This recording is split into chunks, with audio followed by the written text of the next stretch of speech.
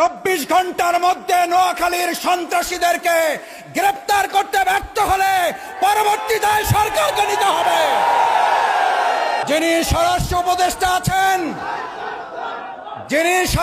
উপদেষ্টা আছেন, যদি আপনারা মনে করেন দলকানা প্রশাসন হবেন, দলকানা প্রশাসন মানবে না জনগণ। দলকানা প্রশাসনের চরিত্র কি এবং তাদের পরিণতি কি?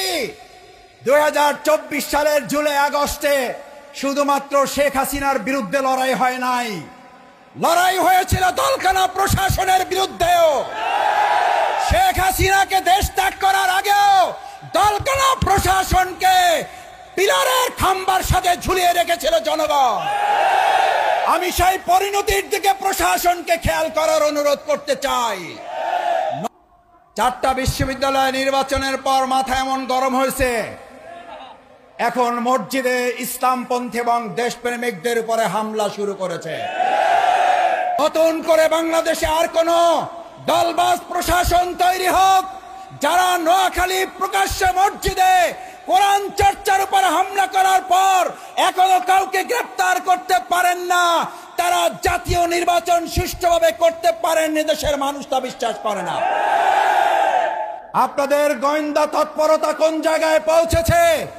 একের পর এক জাতীয় গুরুত্বপূর্ণ স্থাপনায় অগ্নিসংযোগ হচ্ছে, দুর্ঘটনা ঘটছে। আমরা মনে করি বর্তমান সময়ে যারা আর নির্বাচনে ভালো ফল করতে পারবেন না বলে হতাশ হয়ে পড়েছেন, তারা সহ ফ্যাসিস্টদের কিছু প্রশাসনের অংশের সম্মিলিত তৎপরতায় এই কার্যক্রম হতে পারে বলে দেশবাসী মনে করে।